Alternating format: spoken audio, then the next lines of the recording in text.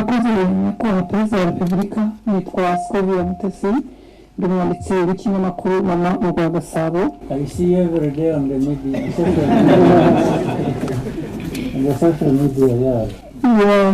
Murakoze ikibazo cyanjye nashakaga kubaza usobanuye byinshi bigaragara inzira yari ikomeye, ariko nagize ikibazo nifuza kubaza ese musobanura mute impamvu mwari mufite ikomeye yumvaga ko mushobora gutsinda ubutegetsi bwa Habyarimana bwari bufite ingabo zikomeye ndetse bashyigikiwe n'amahanga mu by'ukuri yumvikanaga nkakomeye nyuma y'aho uyu mukanya tugeze aha General Kabarebe yadusobanuriye uko mwageraga mu mutaro uko mwasanze bimeze ko byasaba nk'ibiteye ubwoba impamvu ikomeye mwagize mukumva ko muri butsindira urugamba kugeza uyu munsi nyuma y'imyaka 30 nicaye ndabashimiye.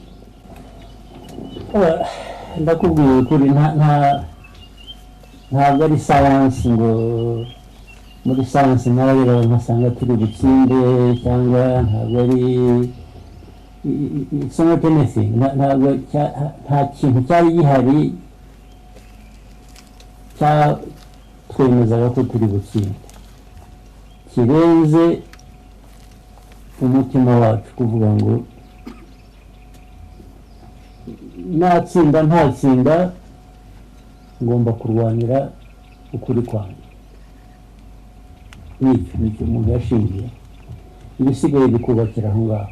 Ntabwo rero ntawe ari ufite icyizere ngo ibintu bigomba kugenda bityo kuko na bimwe uko abantu babitekerezaga cyangwa babifuzaga bigomba kugenda siko byagenze kuri bimwe hirya no hino. Ariko ibyo mvuga yo kuvuga ngo twari ahantu uvuga uti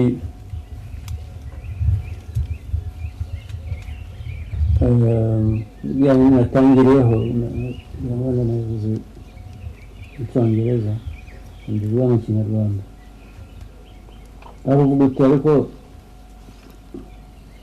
aho ndi ibindi imbere ngomba guhangana nabyo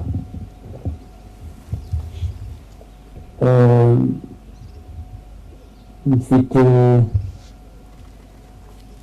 uburyo bungana iki kugira ngo nkore kimwe cyangwa nkore ikindi, ariko ukaba ufite ibintu bibiri gusa kuvuga ngo eira ndabihunga ibigendera nk'iz'amagara yanjye kuko hari ababikoze bivamo n'ubu barakiruka ntibaragaruka ibyo babikora. Ikindi ni ukuvuga ngo oya ntabwo ndi bugende ibyo narwaniraga n'ubundi ni ukuri kwanjye ngomba kubikomeza nabizera ndizira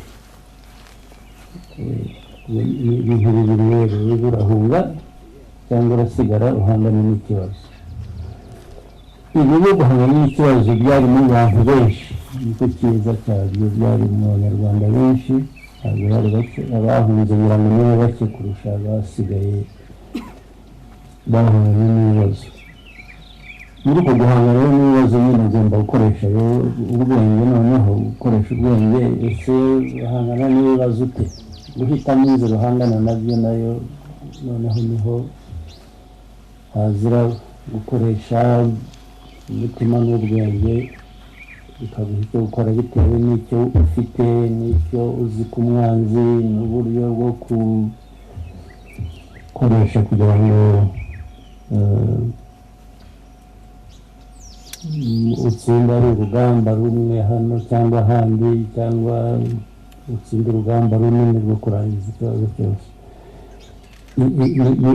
Nta kindi cyizere nta kintu cyari gihari cyaha umuntu uwo ari we wese, yewe n'abatsinzwe banga batari bazi ko bazatsindwa babaga bazi ko ni leta bafite ibyangombwa byose bumvaga bari aho twebwe bitaga inyenzi bazatunyura hejuru gusa bakagenda. Natwe kubera aho twavaga nuko twari tumeze n'ubushobozi butari buhagije twari dufite usibye uwo mutima wo gukora ibyo ushaka gukora warabikoraga ariko nta garanti nta kintu cyakwemezaga ngo ibyo urwanira uzabigeraho ariko wagomba kurwana niwe kuko nicyo wahisemo kandi niyo inzira yari imbere yawe warebaga wakoresha gusa so ntazagire kubeshya ngo ibyo twita intsinzi ngo barayirebaga barayirwaniye bayigeraho ariko kuba warayirebaga iza ibyo bizavuga n'utari uhari. Naomi, and I'm one of the content creators here in Rwanda. I think I've also seen you many times. Yes, I'm so happy to be sitting right in front of you and next to the First Lady. My question is, what did you do to It was.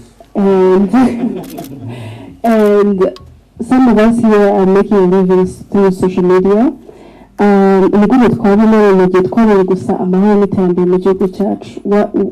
are the steps? Thank you.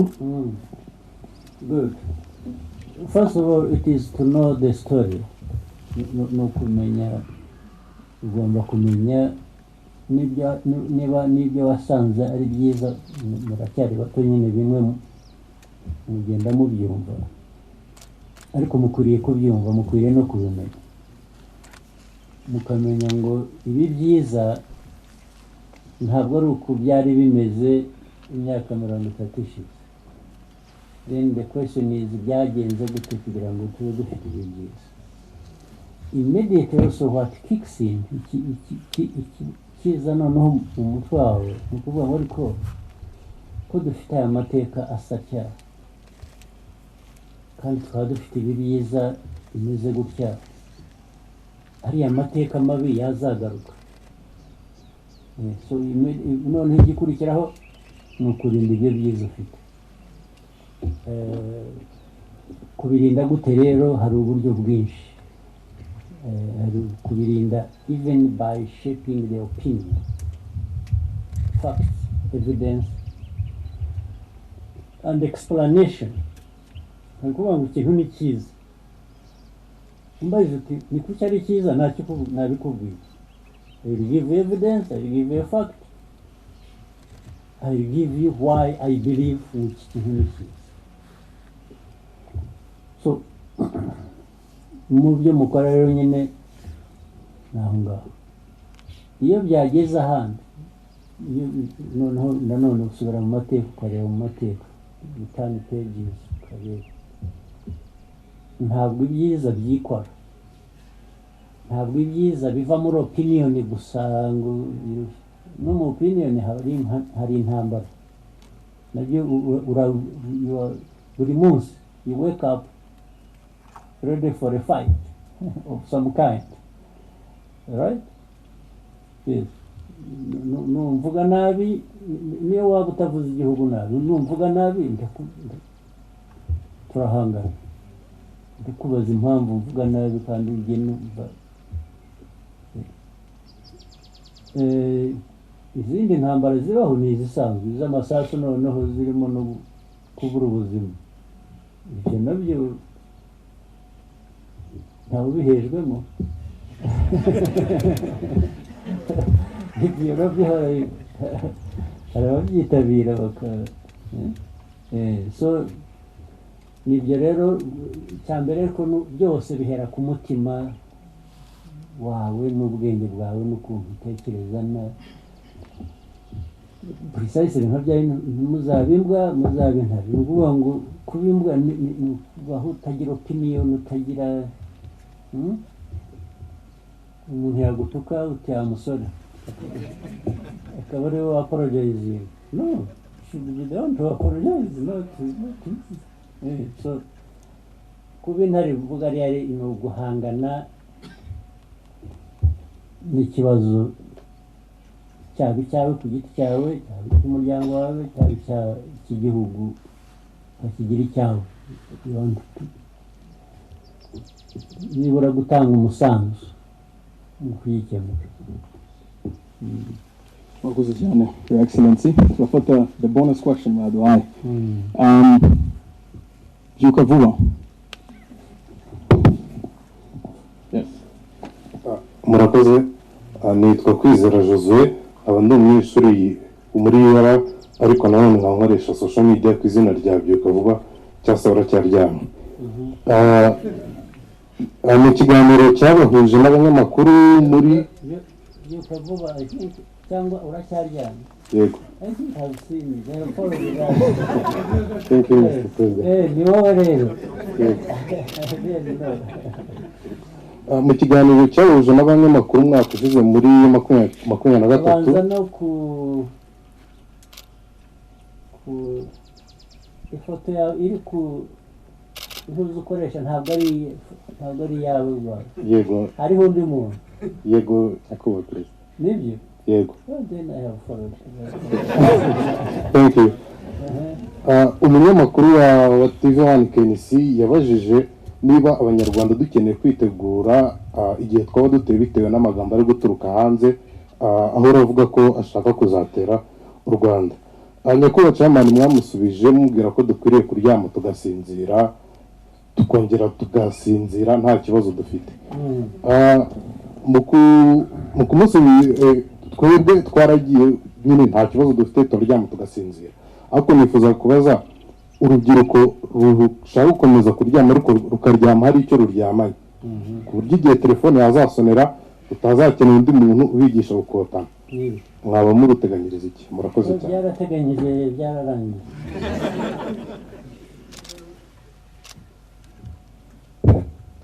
Iyo kuvuga gutyo ngo uryame usinzire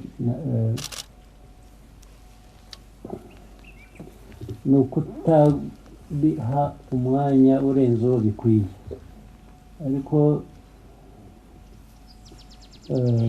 naho ubundi uko igihugu cyacu gikora hari abakirinda ku buryo bw'umwuga bw'umwihariko umutekano birakora, kandi ntabwo ari aba bantu bambaye iriya myenda gusa bijyanye n'umurimo bakora. Buriya ibikorwa bishingira no mu baturage, bakorana n'abaturage hose, ku buryo noneho no mu buryo bundi, ari ubw'ibiza, ari ubw'icyabaye aha, ari impanuka yabaye aha, hari uburyo, hari ubugezweho, hari ubusanzwe, ari wa mutima navugaga, abagomba kubimenya ako kanya barabimenya, bazi ngo aha habaye impanuka, aha habaye iki, nimutabare, nimugire muti. Urumva rero ko bitasigara inyuma no mu buryo noneho bwo guhangana n'abaturuka hanze bashaka guhungabanya umutekano wacu. Abantu ni ukuryama, ariko kandi nyine musigaye mufite na za telefoni rero, hazaho ka alamu kakubwira ngo hari uburyo bwinshi butandukanye aho abantu bagomba kubimenya.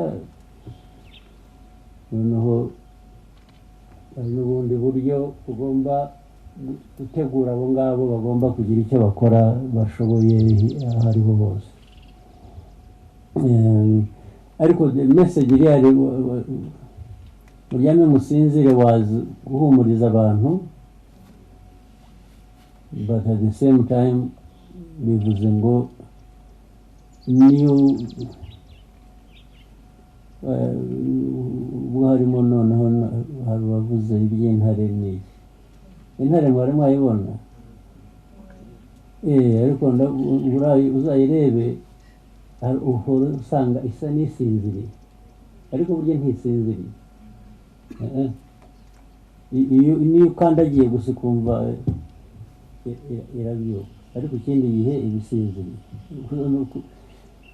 Kuruhuka, kuryama rero mugasinzira, n'ubundi mukwiriye kugira ihumure mukaryama mugasinzira, ariko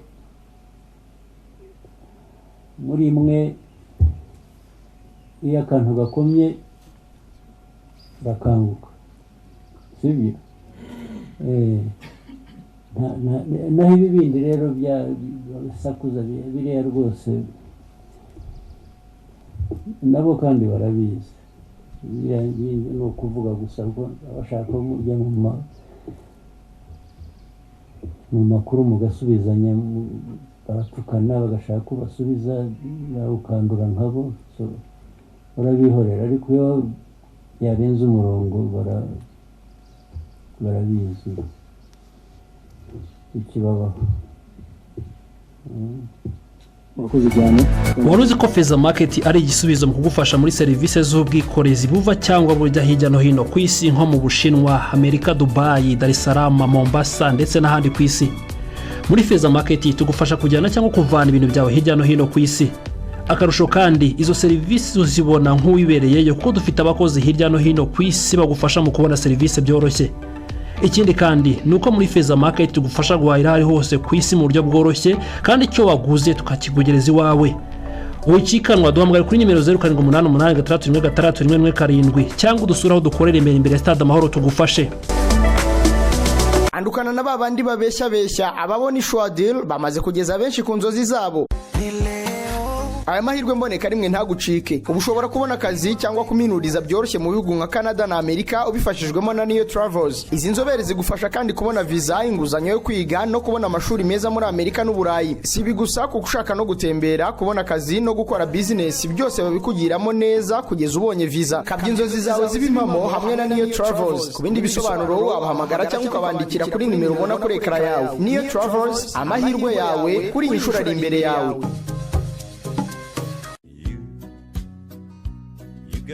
Kabya inzozi zawe ubumwe muri miliyoni 75 z'abantu basura Ubufaransa buri mwaka bakaryoherwa n'ibyiza nyaburanga mu migi yawe iteye amabengeza irimo yegereye inyanja niteretse mu misozi miremire iryoheye ijisho. Aya mahirwe agenewe abanyarwanda ntagucike nawe uryoherwe n'iki gihugu gifatwa nk'umurwa mukuru w'ibigezweho ku isi yose. Ubu Kirabo France irimo gufasha abageni bifuza gukorera ukwezi kwa buki mu Bufaransa bakahubakira amateka zahora iteka mu mitima yabo. Ikaze kandi kubashaka kujya mu rugendo rutagatifu bagasura ingoro ya Notre Dame de Lourdes n'indi migi ya Bikira Maria. Abifuza kwizihiza isabukuru y'ubukwe bwabo kimwe n'abandi bashaka kongera ibirungo mu rukundo rwabo bose bafashwa bakanoroherezwa n'izi nzobere za Kirabo France zibakorera byose kugeza mubonye visa. Ukeneye ibindi bisobanuro wakurikira Kirabo France ku mbuga nkoranyambaga zabo cyangwa ukabandikira kuri adresse ubona kuri ekara yawe. Kirabo France, ton plus beau cadeau.